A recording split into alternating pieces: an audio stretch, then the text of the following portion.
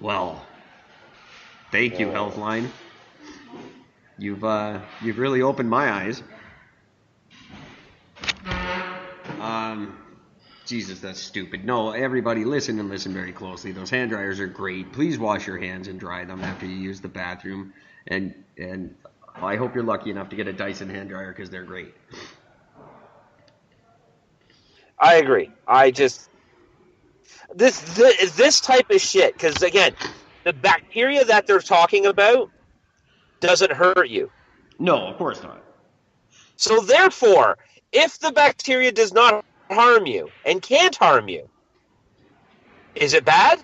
Or is it helping you build your immunity system? Oh, now don't go talking crazy. Right? Fuck.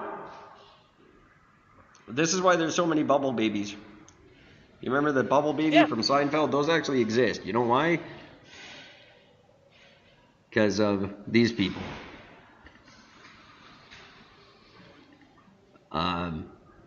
And keep in mind that Healthline is not really like it's an internet doctor thing. It's fake. They don't really have. It was started by an endocrine specialist in 2006. But it's a revenue-based health information. So basically, they get published to say they publish whatever you want them to publish if you pay them enough. Yeah, but that's every study. He's a digital marketing expert. Oh, okay. And an endocrinologist. Well, bloody fucking da to him. They're a private-owned company that's scientifically based. No, you're not. No, Liars. you're not. Out of San Francisco. I just call bullshit. Overall, the pro-science medical information website that scientifically sources its information, factual reporting level is high. That's funny. Wow. You can look that up, like their rating, like how good are these people? They're 45th out of 180. That's not bad. That's pretty good. It's not fucking good, though. No, yeah. Healthline provides health and wellness information that's scientifically based. Most articles are written and sourced to medical journals. Overall, this is a process. Yeah, no, it's just the only one checking voting bias. Yeah, no, the only one checking them out is them. That's funny. Yeah. You know when they replaced treated lumber, because treated lumber used to be treated with arsenic, very high levels of it. So you weren't allowed to use pressure treated lumber on gardens and stuff. It would kill you. So when they changed that, they changed it to a different formula now. So when you buy the green treated lumber, it's apparently safe. But the only one who's ever done a study on it is Taga, the company that makes it. No one else has done a study of it, and they say it's perfectly fine. Of course they fucking do. Just like this medical company, marketers posing as a medical company. Oh, we say our stuff is 100% legit. Because there's, companies all over the world will all turn around and admit when they're doing something wrong, right? Oh, absolutely. They all do. Oh, yeah, of course, yeah. And doctors are not easily bought. Just ask tobacco companies. Right? Fuck. How many doctors swore up and down that cigarettes were good for you? Well, they weren't bad for you. They would sign medical papers saying cigarettes aren't bad for you. And get millions of dollars and live happily ever after. Mind you, all the people that sued the tobacco companies still haven't been paid.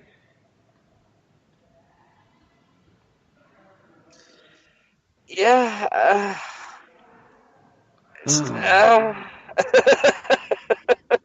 When we get around to doing what you said yesterday was close the borders and get rid of all the outside influences, what the hell do we do with these inside influences?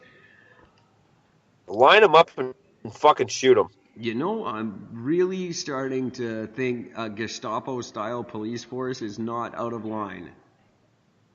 Yeah, well, everything has its purpose, and I think that that's one of the big purposes is we should And I can just eliminate imagine what people are these going to people. say about this. But speaking of the bubble babies, that's funny that this would go full circle. God, I'm good at that. They have found a vaccine that can restore immunities in these children in a matter of weeks. And it is an adapted version of the HIV virus. They're injecting these babies with this modified HIV and rebuilding their immune system. They go home inside of a month and they're fine. Really? Really? Okay. It's not widely accepted yet, but it is. You know, these children generally don't live long, not nearly as long as Seinfeld would have you believe. And Okay. this is a new lease on life for these children, but it involves shooting them up with HIV, which I'm sure the freaks that I hate are just gonna lose their shit over this one. So, I'm so confused.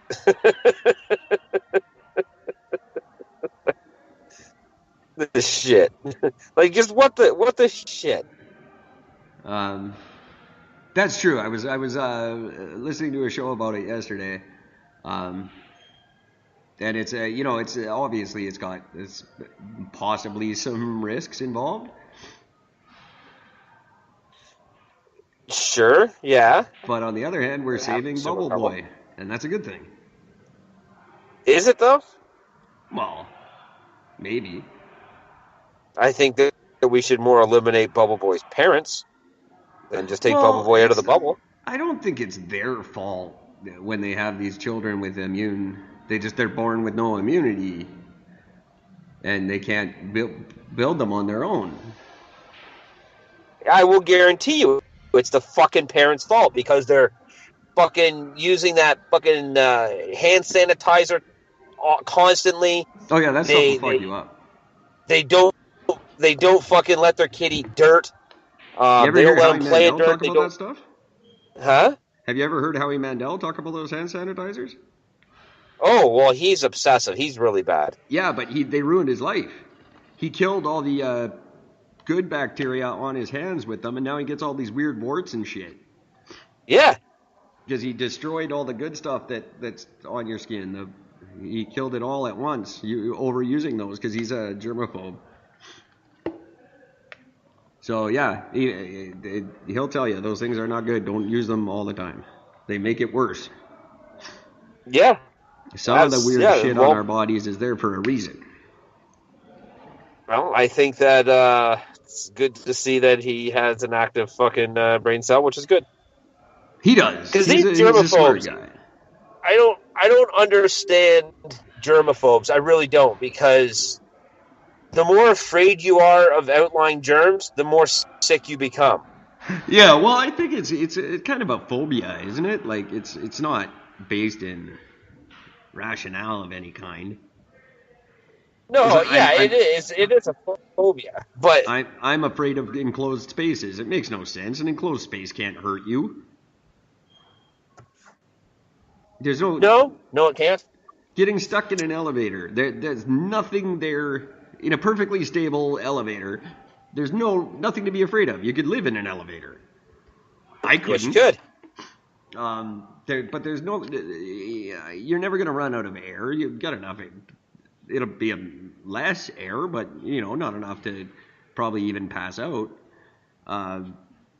There's no reason to be scared of that. But I am. I assume germophobia is the same. That you're not really. You gotta understand. It's not. It's stupid. Yeah, but germaphobes. Okay, being afraid of small spaces that doesn't affect your health. No, not at all. Being a germaphobe actually makes you sick. It makes you weak. You're right. I see. So there's the difference. You know, I mean, like, you know, again, same thing as you know, being afraid of spiders. Like, I live in Canada. There's not a spider in Canada that can fucking hurt me. Even if it bites me, it's like a mosquito bite. Big fucking deal. I don't fucking like spiders. I see one, I will fucking destroy its life. You know, but you put a fucking spider on me, I will fucking scream like a fucking 2-year-old girl. It'd be terrible. Well, to be fair, there are black widows in Kelowna. Well, there's black widows in Ontario. They get shipped in with their fucking vegetables and shit. They can hurt you. No, Kelowna, like the Okanagan, is famous for their black widows, and they can hurt you. They can't kill you. Yeah. You might get like flu-like symptoms a little bit. Yeah. Yeah, there you go. So, I hope you guys heard that. I heard the word Kelowna.